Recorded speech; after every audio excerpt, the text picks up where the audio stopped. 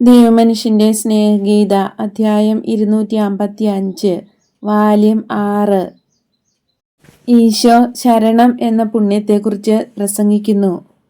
മുന്തിരിത്തോട്ടത്തിലെ ഏതാനും പണിക്കാർ പഴുത്ത മുന്തിരിക്കുലകൾ നിറച്ച കുട്ടകളുമായി തോട്ടത്തിൽ കൂടെ കടന്നു പോകുന്നു. അപ്പസ്തോലന്മാരെ കണ്ടപ്പോൾ അവരോട് ചോദിക്കുന്നു, നിങ്ങൾ തീർത്ഥാടകരാണോ? അപരിചിതനാണോ? ഞങ്ങൾ ഗലീലിയൻ തീർത്ഥാടകരാണ്. കർമ്മലമലയിലേക്ക് പോകുന്നു. ഉറക്കക്ഷീണം തീർക്കാൻ കാൽ വലിച്ചു നീട്ടി നടക്കുന്ന സെബെദെയിപുത്രൻ ജെയിംസ് എല്ലാവർക്കും വേണ്ടി മറുപടി പറയുന്നു.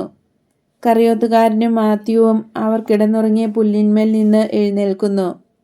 പ്രായം കൂടിയവർ ക്ഷീണത്താൽ ഇപ്പോഴും ഉറക്കമാണ്. ഈശോ എൻഡോറിലെ ജോണിനോടും എർമസ്തേവൂസിനോടും സംസാരിക്കുന്നു. പരിശുദ്ധ അമ്മയും മേരി ക്ലോപ്പാസിനോടുകൂടെ അടുത്തു തന്നെയുണ്ട്. എന്നാൽ ഒന്നും സംസാരിക്കുന്നില്ല. മുന്തിരിത്തോട്ട പണിക്കാർ ചോദിക്കുന്നു, നിങ്ങൾ ദൂരെ നിന്ന് വന്നവരാണോ? സെസേറിയായിൽ നിന്നാണ് ഇപ്പോൾ ഞങ്ങൾ വരുന്നത്. അതിനു മുമ്പ് സിക്കാമിനോണിലായിരുന്നു. അതിനും അപ്പുറത്ത് കഫർനാമിൽ നിന്നാണ് ഞങ്ങൾ വരുന്നത്. ഓ, ഇക്കാലത്ത് അത് കുറേയധികം ദൂരെയാണല്ലോ.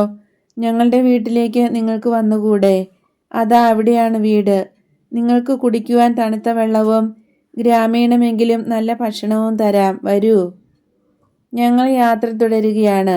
ദൈവം നിങ്ങളെ അനുഗ്രഹിക്കട്ടെ. കർമ്മലമല അവളുടെ പ്രവാചകനെ പോലെ അഗ്നിരഥത്തിൽ പലായനം ചെയ്യുകയും മറ്റുമില്ല. ഗൗരവക്കാരനായ ഒരു കൃഷിക്കാരൻ പറയുന്നു. പ്രവാചകന്മാരെ കൊണ്ടുപോകുവാൻ ഇനി രഥങ്ങളൊന്നും വരികയില്ല. ഇസ്രായേലിൽ ഇപ്പോൾ പ്രവാചകന്മാരുമില്ല. യോഹന്നാൻ മരിച്ചെന്ന് ആളുകൾ പറയുന്നു. മറ്റൊരു കൃഷിക്കാരൻ പറയുന്നു, മരിച്ചോ? എപ്പോൾ? അങ്ങനെയാണ് യോർദാനിൽ നിന്ന് വന്ന ചില ആളുകൾ പറഞ്ഞത്. നിങ്ങൾ അവനെ ബഹുമാനിച്ചിരുന്നോ? ഞങ്ങൾ അവൻ്റെ ശിഷ്യരാണ്. പിന്നെ എന്തുകൊണ്ട് നിങ്ങൾ അവനെ വിട്ടുപോന്നു? അവൻ ചൂണ്ടിക്കാണിച്ച കുഞ്ഞാടിനെ, രക്ഷകനെ അനുഗമിക്കുന്നതിന്. ഏയ് മനുഷ്യരെ, അവൻ ഇപ്പോൾ ഇസ്രായേലിലുണ്ട്. അവന് യോജിച്ച വിധം സ്വർഗത്തിലേക്ക് അവനെ കൊണ്ടുപോകുവാൻ അഗ്നിരഥത്തേക്കാൾ കൂടിയ എന്തെങ്കിലും വേണം. നിങ്ങൾ രക്ഷകനിൽ വിശ്വസിക്കുന്നില്ലേ? തീർച്ചയായും ഞങ്ങൾ വിശ്വസിക്കുന്നു. കൊയ്ത്ത് കഴിയുമ്പോൾ അവനെ തേടി പോകുന്നതിന് ഞങ്ങൾ തീരുമാനിച്ചിരിക്കുകയാണ്. ആളുകൾ പറയുന്നത് നിയമങ്ങൾ അനുസരിക്കുന്നതിൽ അവൻ വളരെ തീക്ഷ്ണതയുള്ളവനാണെന്ന്, പ്രധാന തിരുനാളുകളിൽ അവൻ ദേവാലയത്തിൽ പോകുന്നുണ്ടെന്നുമാണ്. അധികം താമസിയാതെ ഞങ്ങൾ കൂടാര തിരുനാളിന് പോകും. അവനെ കാണാൻ ദേവാലയത്തിൽ താമസിക്കുകയും ചെയ്യുവാനാണ് ഉദ്ദേശ്യം. അവനെ കണ്ടെത്തുന്നില്ലെങ്കിൽ കാണുന്നതുവരെ അന്വേഷിച്ചു പോകും. നിങ്ങൾക്ക് അവനെ അറിയാവുന്നതുകൊണ്ട് പറയൂ. അവൻ കഫർനാമിൽ മിക്കവാറും ഉണ്ടെന്ന് പറയുന്നത് ശരിയാണോ? അവൻ വളരെ ഉയരമുള്ളവനും നല്ല നിറവും മനോഹരമായ മുടിയും യുവത്വം പ്രസരിക്കുന്നവനുമാണെന്നും അവൻ്റെ ശബ്ദം മനുഷ്യഹൃദയങ്ങളെ സ്പർശിക്കുന്നതും മൃഗങ്ങളും വൃക്ഷങ്ങളും പോലും അത് ശ്രവിക്കുന്നുവെന്നും തോന്നിക്കത്തക്ക വിധം അത്ര ശ്രേഷ്ഠമാണെന്നും മറ്റു മനുഷ്യരുടെ സ്വരത്തിൽ നിന്ന് വ്യത്യസ്തമാണെന്നും പറയുവാൻ വാസ്തവമാണോ? അവൻ്റെ സ്വരം ഫരിസേയരല്ലാതെയുള്ള എല്ലാവരെയും സ്പർശിക്കുന്നതാണ്. ഗമാല അവർക്ക് കാഠിന്യമുള്ള ഹൃദയമാണുള്ളത്. അവർ മൃഗങ്ങളല്ല, ചെകുത്താന്മാരാണ്, എൻ്റെ പേരുകാരൻ ഉൾപ്പെടെ എല്ലാം. എന്നാൽ ഞങ്ങളോട് പറയൂ. അവൻ എല്ലാവരോടും സംസാരിക്കുകയും എല്ലാവരെയും ആശ്വസിപ്പിക്കുകയും രോഗങ്ങൾ സുഖപ്പെടുത്തുകയും പാപികളെ മാനസാന്തരപ്പെടുത്തുകയും ചെയ്യത്തക്ക വിധത്തിൽ കരുണയുള്ളവനാണെന്ന് പറയുന്നത് വാസ്തവമാണോ? നിങ്ങൾ അത് വിശ്വസിക്കുന്നുണ്ടോ? ഉവ്വ്, ഞങ്ങൾ വിശ്വസിക്കുന്നു. എന്നാൽ ഞങ്ങളെ അവൻ്റെ അടുക്കൽ നിങ്ങൾ കൊണ്ടുപോയാൽ കൊള്ളാം എന്ന് നിങ്ങളോട് പറയണമെന്ന് ഞങ്ങൾ ആഗ്രഹിക്കുന്നു. നിങ്ങൾ അവനെ അനുഗമിക്കുന്നവരാണല്ലോ. നിങ്ങൾക്ക് നിങ്ങളുടെ മുന്തിരിത്തോട്ടങ്ങൾ നോക്കേണ്ടതുണ്ട്.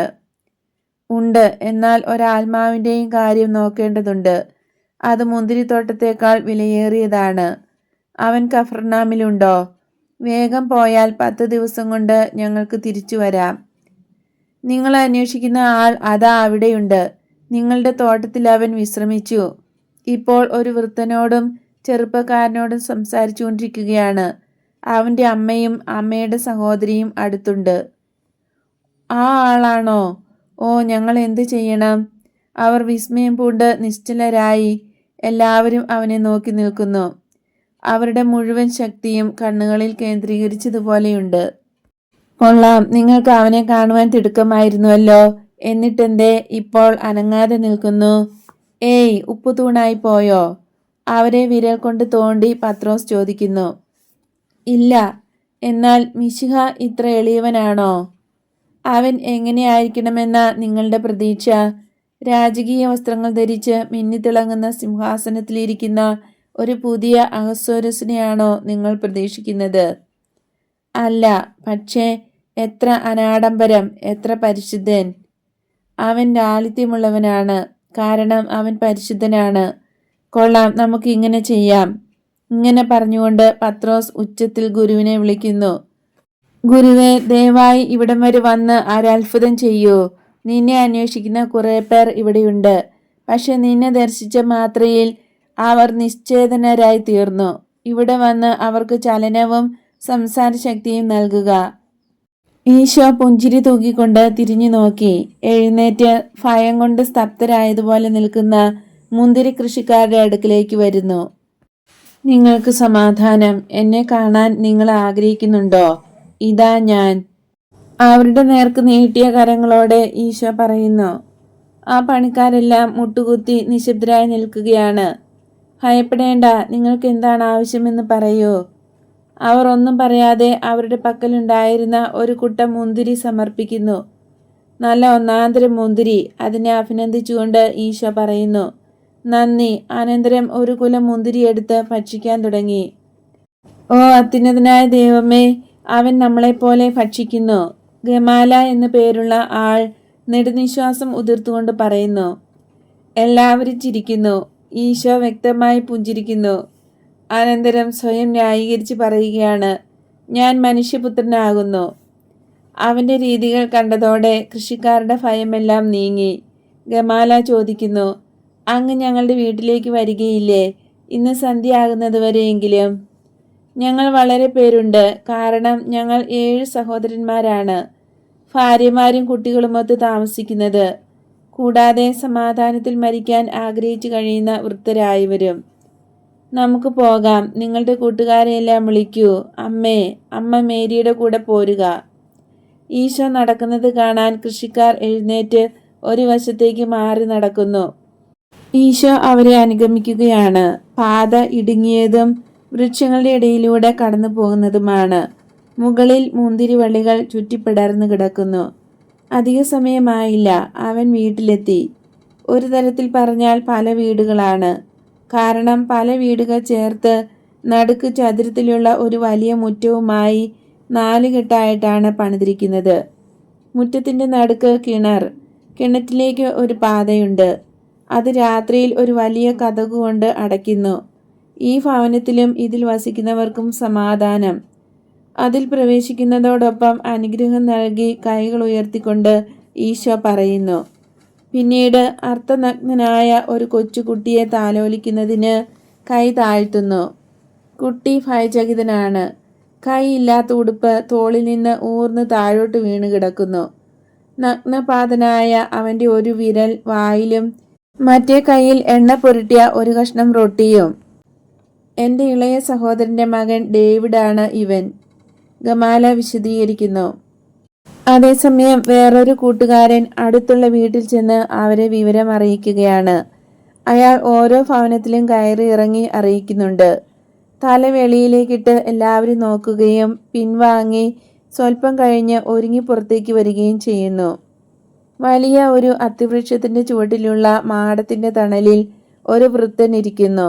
കയ്യിലൊരു വടിയുണ്ട്. ഒന്നിനും താല്പര്യമില്ല എന്ന മട്ടിൽ തല ഉയർത്തുക പോലും ചെയ്യുന്നില്ല. അത് ഞങ്ങളുടെ അപ്പനാണ്, ഗമാല വിശദീകരിക്കുന്നു. ഇവിടെയുള്ള വൃദ്ധരിൽ ഒരാൾ. പിന്നെ യാക്കോബിൻ്റെ ഭാര്യയുടെ അപ്പൻ ഇവിടെയുണ്ട്. അയാൾ ഒറ്റയ്ക്കായപ്പോൾ അവൾ ഇവിടെ കൊണ്ടുവന്നു. ഇവിടെയുള്ള ഏറ്റവും പ്രായം കുറഞ്ഞ ഭാര്യ ലിയായുടെ അമ്മയും ഇവിടെയുണ്ട്. ഞങ്ങളുടെ അപ്പനും കാഴ്ചയില്ല. കണ്ണിൽ എന്തോ വന്ന് മൂടിപ്പോയി. വയലിൽ കഠിന വെയിൽ, മണ്ണിന് വലിയ ചൂട്. പാവം അപ്പൻ. അപ്പന് ദുഃഖമാണ്, എങ്കിലും വളരെ നല്ലവനാണ്. അവൻ കൊച്ചുമക്കളെ കാത്തിരിക്കുന്നു. അവരാണ് അവൻ്റെ ആനന്ദം. ഈശോ ആ വൃദ്ധൻ്റെ അടുക്കിലേക്ക് പോയി. അപ്പ ദൈവം അപ്പനെ അനുഗ്രഹിക്കട്ടെ. നീ ആര് തന്നെയായാലും നിന്റെ അനുഗ്രഹം നിന്നിലേക്ക് തന്നെ ദൈവം ചൊരിയട്ടെ. ശബ്ദത്തിന് നേരെ തിരിഞ്ഞ് വൃദ്ധൻ പറയുന്നു. നിന്റെ വിധി സന്തോഷപ്രദമല്ല അല്ലേ? ആരാണ് സംസാരിക്കുന്നതെന്ന് പറയരുതെന്ന് മറ്റുള്ളവരെ ആംഗ്യം കൊണ്ട് മനസ്സിലാക്കിയ ശേഷം ഈശോ കാരുണ്യപൂർവ്വം പറയുന്നു. എൻ്റെ ജീവിതത്തിൽ ധാരാളം നന്മകൾ തന്ന ശേഷം ഇത് ദൈവം തരുന്നു. ദൈവത്തിൽ നിന്ന് നന്മകൾ സ്വീകരിച്ചതുപോലെ എൻ്റെ കാഴ്ചയുടെ നിർഭാഗ്യാവസ്ഥയും ഞാൻ സ്വീകരിക്കുകയാണ്. ഇത് നിത്യമല്ല. അബ്രാഹത്തിന്റെ മടിയിൽ ഇത് അവസാനിക്കും. നീ പറഞ്ഞത് ശരിയാണ്. നിന്റെ ആത്മാവ് അന്ധമായിരുന്നുവെങ്കിൽ ഇതിലും വിഷമമാകുമായിരുന്നു. അതിൻ്റെ കാഴ്ച നിലനിർത്തുന്നതിന് ഞാൻ എപ്പോഴും പരിശ്രമിച്ചിട്ടുണ്ട്. നീ എന്തു ചെയ്തു? എന്നോട് സംസാരിക്കുന്ന നീ ചെറുപ്പമാണ്. ആധ്യാത്മികതയില്ലാത്ത ഇപ്പോഴത്തെ അന്ധരായ ചെറുപ്പക്കാരെ പോലെയാണോ നീ? സൂക്ഷിച്ചു കൊള്ളണം.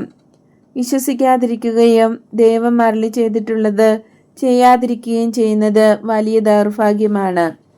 എൻ്റെ കുഞ്ഞെ, പ്രായമുള്ള ഒരാളാണ് നിന്നോട് പറയുന്നത്. നിയമങ്ങൾ നീ നിരാകരിക്കുകയാണെങ്കിൽ ഈ ലോകത്തിനും അടുത്ത ജീവിതകാലത്തിലും നീ അന്ധനായിരിക്കും. നീ ഒരിക്കലും ദൈവത്തെ കാണുകയില്ല. കാരണം രക്ഷകനായി മിശിഹ വന്ന് സ്വർഗത്തിൻ്റെ വാതിൽ തുറക്കുന്ന ഒരു ദിവസം വരും. ഈ ഭൂമിയിൽ ആ ദിനം കാണുന്നതിന് എനിക്ക് പ്രായം കടന്നുപോയി. പക്ഷേ അബ്രാഹത്തിൻ്റെ മടിയിലിരുന്നു കൊണ്ട് ഞാൻ അത് കാണും. അതുകൊണ്ടാണ് ഞാൻ ഒന്നിനെക്കുറിച്ചും ആവലാതിപ്പെടാത്തത്. കാരണം എൻ്റെ അന്ധകാരത്തിൽ കൂടി ഞാനത് പ്രതീക്ഷിക്കുന്നു. ദൈവത്തിന് ഇഷ്ടമില്ലാത്തത് വല്ലതും ഞാൻ ചെയ്തിട്ടുണ്ടെങ്കിൽ ഇത് അതിന് പരിഹാരമായി ഞാൻ കാണുന്നു. നിത്യജീവിതത്തിന് ഞാൻ യോഗ്യനായി തീരട്ടെ. പക്ഷേ നീ ചെറുപ്പമാണ്. മകനെ, നീ മിശിഹായെ കാണുന്നതിനായി വിശ്വസ്തനായിരിക്കുക. കാരണം സമയം അടുത്തിരിക്കുന്നു. യോഹന്നാൻ സ്നാപകൻ അങ്ങനെ പറഞ്ഞിരിക്കുകയാണ്. നീ അവനെ കാണും.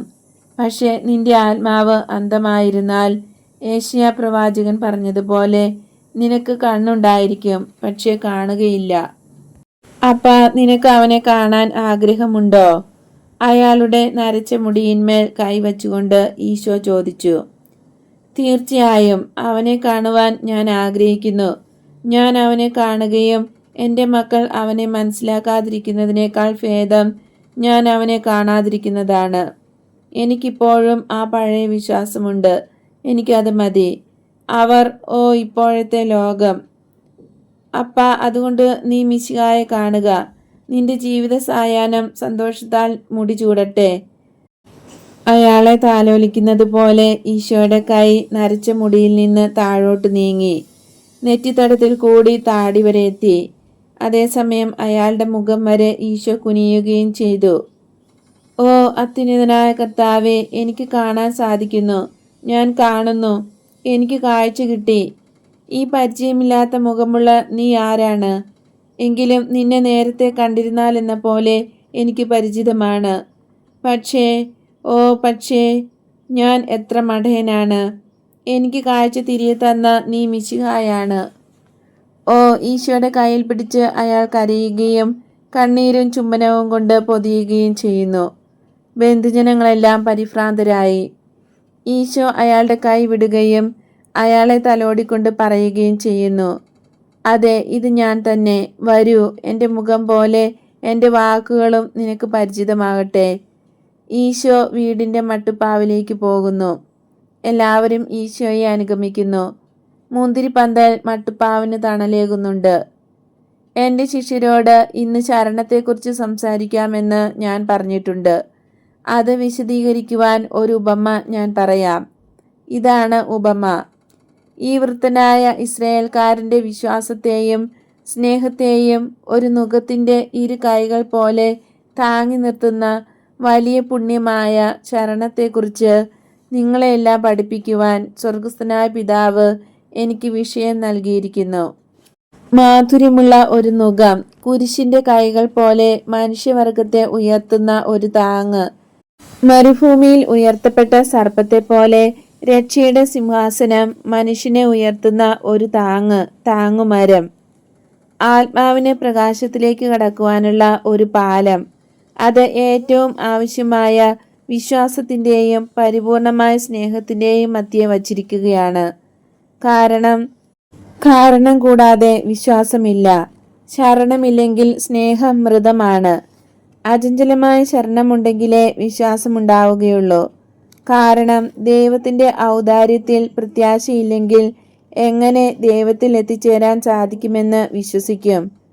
നിത്യജീവിതത്തിൽ നിങ്ങൾക്ക് പ്രത്യാശയില്ലെങ്കിൽ സ്നേഹം എങ്ങനെ നമ്മിൽ സജീവമാകും? പ്രത്യാശ സ്നേഹത്തിൻ്റെ മുന്നോടിയാണ്. സ്നേഹത്തിന് നമ്മെ അത് തയ്യാറാക്കുന്നു.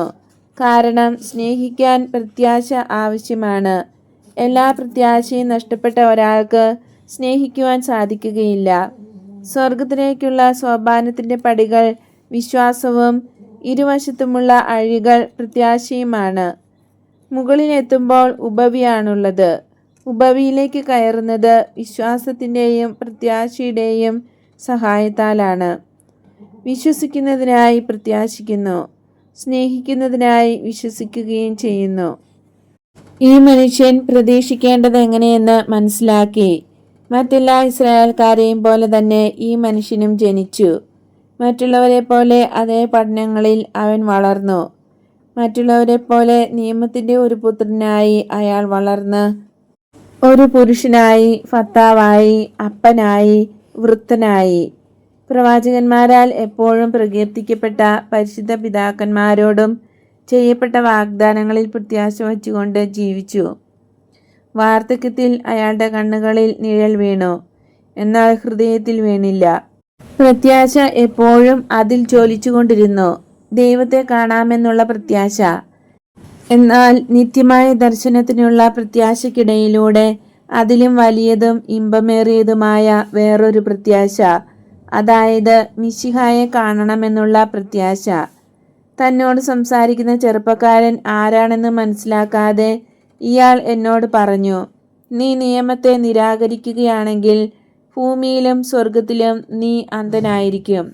നീ ദൈവത്തെ കാണുകയുമില്ല, മിശിഹായെ അറിയുകയുമില്ല. അവൻ ഒരു ജ്ഞാനിയെപ്പോലെ സംസാരിച്ചു. ഇപ്പോൾ ഇസ്രായേലിൽ അന്ധരായിട്ടുള്ള ധാരാളം ആളുകളുണ്ട്. അവർക്ക് പ്രത്യാശയില്ല. കാരണം ദൈവത്തോടുള്ള എതിർപ്പ് മൂലം അത് നശിപ്പിക്കപ്പെട്ടു. തിരുവസ്ത്രങ്ങൾ കൊണ്ട് മൂടപ്പെട്ടിരുന്നാലും നിയമത്തോടുള്ള എതിർപ്പ് തന്നെയാണ്. ദൈവവചനം പൂർണ്ണമായി സ്വീകരിക്കപ്പെടേണ്ടതാണ്. ദൈവത്തിൻ്റെ വചനം എന്ന് ഞാൻ തർപ്പിച്ചു പറയുന്നു. മനുഷ്യൻ അവയ്ക്ക് മീതെ കെട്ടിവച്ചതൊന്നുമല്ല. ആ കൂട്ടിച്ചേർക്കലുകൾ വളരെയധികമായിരിക്കുന്നതുകൊണ്ടും വെറും മനുഷ്യനിർമ്മിതമായത് നിമിത്തവും അത് നിർമ്മിച്ചവർ തന്നെ അതനുസരിക്കുന്നില്ല. മറ്റുള്ളവരെ അത് നിർബന്ധ നിമിത്തം യാന്ത്രികമായി ബുദ്ധിമുട്ടി വിഷമിച്ചത് നിഷ്ഫലമായി അനുഷ്ഠിക്കുന്നു. അവർക്ക് ഒരു പ്രത്യാശയുമില്ല. നിത്യസത്യത്തെ അവർ നിന്ദിക്കുന്നു. അവർക്ക് വിശ്വാസവുമില്ല, സ്നേഹവുമില്ല. ദൈവം മനുഷ്യന് ഒരു നുകം നൽകിയിരിക്കുന്നു. ആ നുകം അനുസരണയോടെ വഹിച്ച് സമ്മാനാർഹമായി തീരുന്നതിനാണത് നൽകപ്പെട്ടിരിക്കുന്നത്. തിന്മയുടെ സർപ്പങ്ങളെ അകറ്റുന്നതിന് ദൈവം മനുഷ്യന് കൊടുത്തിരിക്കുന്ന സ്വർഗീയ കുരിശ് മനുഷ്യന് ആരോഗ്യം പ്രദാനം ചെയ്യേണ്ടതാണ്. എന്നാൽ ആ കുരിശിൻ്റെ കുറുകെയുള്ള ദണ്ട് മനുഷ്യൻ നഷ്ടപ്പെടുത്തി. ആ ദണ്ടാണ് വിശ്വാസവും സ്നേഹവുമാകുന്ന രണ്ടു ജ്വാലകളെ ചെമന്നതും ധവളവുമായ താങ്ങി നിർത്തുന്നത്. ഈ രണ്ടു ജ്വാലകളും നഷ്ടപ്പെട്ടതിനാൽ അന്ധകാരം മനുഷ്യഹൃദയങ്ങളിലേക്ക് ഇറങ്ങിയിരിക്കുന്നു. വൃദ്ധനായ ഈ മനുഷ്യൻ എന്നോട് പറഞ്ഞു, വിശ്വാസമില്ലാതെ ഇരിക്കുന്നതും ദൈവം നമ്മോട് ആവശ്യപ്പെടുന്നത് ചെയ്യാതെ ഇരിക്കുകയും ചെയ്യുന്നതും ഒരു വലിയ ദൗർഭാഗ്യമാണ്. അത് സത്യമാകുന്നു. ഞാൻ അത് ഉറപ്പിച്ച് പറയുന്നു. ശാരീരിക അന്ധതയേക്കാൾ വലിയ അന്ധതയാണത്. ശാരീരിക അന്ധത സുഖപ്പെടുത്താവുന്നതാണ്. വീണ്ടും സൂര്യൻ, പുൽത്തകിടികൾ, ഭൂമിയിലെ ഫലമൂലാദികൾ, മക്കളുടെയും കൊച്ചുമക്കളുടെയും മുഖങ്ങൾ, ഇവയെല്ലാം വീണ്ടും കാണത്തക്ക വിധം സുഖപ്പെടുത്താവുന്ന ശാരീരിക അന്ധതയേക്കാൾ എത്രയധികമായ ദൗർഭാഗ്യമാണ് ആത്മീയാന്ധത. എന്നാൽ ശാരീരികമായ കണ്ണുകൾ കൊണ്ട് കാണണമെന്ന് അയാൾ പ്രത്യാശ വെച്ച പ്രത്യാശയുടെ പ്രത്യാശ കർത്താവിൻ്റെ മിശിഹായെ കാണണം എന്നുള്ളതായിരുന്നു. ഇസ്രായേലിലെ എല്ലാവർക്കും ആ വിശുദ്ധി ഉണ്ടായിരുന്നുവെങ്കിൽ എന്ന് ഞാൻ ആശിക്കുകയാണ്. പ്രത്യേകിച്ച് നിയമപണ്ഡിതന്മാരിൽ. ദേവാലയത്തിൽ പോയിട്ടുള്ളത് എന്നുള്ളതോ ദേവാലയത്തിൻ്റെതാണ് എന്നുള്ളതോ മതിയാകുകയില്ല. അവയെല്ലാം നമ്മുടെ ജീവിതത്തിൻ്റെ ജീവനായി തീരണം. അത് സാധിക്കേണ്ടത് 3 ദൈവിക പുണ്യങ്ങൾ വഴിയാണ്. നിങ്ങൾക്കിതാ ഒരു മാതൃക. ഈ പുണ്യങ്ങൾ 3ഉം സജീവമായിട്ടുള്ളിടത്ത് പരസ്പരം ഇടപെടുക വളരെ എളുപ്പമാണ്, ദുരിതങ്ങളിൽ പോലും. കാരണം ദൈവത്തിൻ്റെ മുഖം എപ്പോഴും ഭാരം കുറഞ്ഞതാണ്. അതിൻ്റെ ഭാരമാകട്ടെ ശരീരത്തിന് മാത്രമാണ് അനുഭവപ്പെടുക. അരൂപിയെ അത് നിരുത്സാഹപ്പെടുത്തുന്നില്ല. നല്ല ഇസ്രായേൽക്കാരുടെ ഈ ഭവനത്തിൽ വസിക്കുന്ന നിങ്ങളെല്ലാവരും സമാധാനത്തിൽ പോകുക. ദൈവം നിന്നെ സ്നേഹിക്കുന്നുണ്ടെന്നുള്ളത് നിനക്കുറപ്പാണ്. നിന്റെ ഈ രീതിയുടെ ദിവസങ്ങൾ നിന്റെ രക്തത്തിൽ നിന്നുള്ള മക്കളുടെ ഹൃദയങ്ങളിൽ നിന്റെ ജ്ഞാനം ചൊരിഞ്ഞുകൊണ്ട് അവസാനിപ്പിക്കുക. എനിക്ക് ഇവിടെ നിൽക്കാൻ സമയമില്ല. എന്നാൽ എൻ്റെ അനുഗ്രഹം ഈ മുന്തിരിത്തോട്ടത്തിലെ മുന്തിരിപ്പഴം പോലെയും നിറഞ്ഞ് ഈ ചുവരുകൾക്കിടയിൽ നിലനിൽക്കും. ഈശോയ്ക്ക് പോകേണ്ടതുണ്ട്.